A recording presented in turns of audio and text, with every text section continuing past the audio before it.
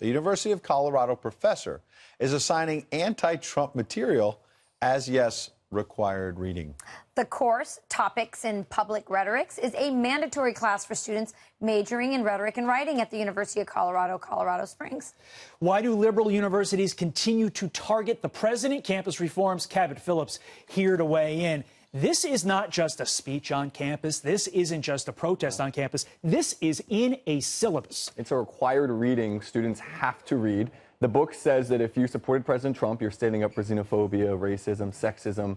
And it's a fun little game to play where you just replace President Trump with President Obama. Imagine if a professor had assigned a book that was telling you if you supported President Obama, you're racist, you're supporting scandals and lies. It would never happen. It's all one-sided. And it's important to point out, the professor that assigned this is the chair of the English department. Wow. If you're an 18-year-old college student or 20-year-old college student coming into class, you've already had this required reading. You know exactly what your professor thinks of you if you're conservative. You're going to keep your mouth shut. You're going to be intimidated by them. Absolutely. This is what the syllabus says. Speak up if you feel triggered by something someone is saying or doing. Never demean, belittle, devalue, or otherwise put down others for their comments, questions, experiences, or ideas.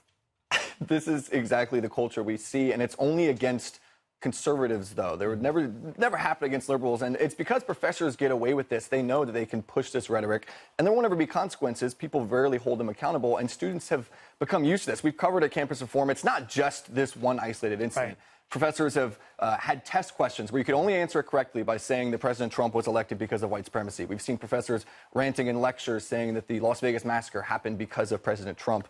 And so this is a one-sided issue. You never see conservative professors going off. I have a daughter going to college this fall. What's the recourse that students have? I mean, how do they fight back? Well, the student in this case who tipped us off at Campus Reform about this did so anonymously because they were fearful of retribution from the professor. I think it comes down to actually standing up and making people aware of what's going on here. And that's the only thing that's going to change. The university responded, we want to be fair to them. And they say we at the University of Colorado, Colorado Springs, have always been and will continue to be committed to the principles of free speech, academic freedom, and respect for diverse viewpoints. Most importantly, we remain committed to the students we teach and their right to explore new concepts and viewpoints. That's a nice flowery statement. The great PR statement. This always comes. These statements come after people get caught. These apology statements. And they're not changing the syllabus. They're not changing the syllabus, and it's also important to realize why are professors doing this? What's the motivation? It's because they are the number one people purveying the political correctness culture. And who's the number one person that's fighting the PC culture? It's President Trump. He's empowered people that are tired of the business as usual PC culture. Yeah. Turned it on its head, and they view him as a direct threat to the society that they want to set up, where everyone, thinks exactly the same, and he's trying to turn that on its head in many ways, and that's why they're coming out against it. All three of us, and I'm not trying to state our ages, but all three of us had liberal professors. Professors have been liberal since the dawn of time. This is next level stuff that is trying to indoctrinate and silence speech.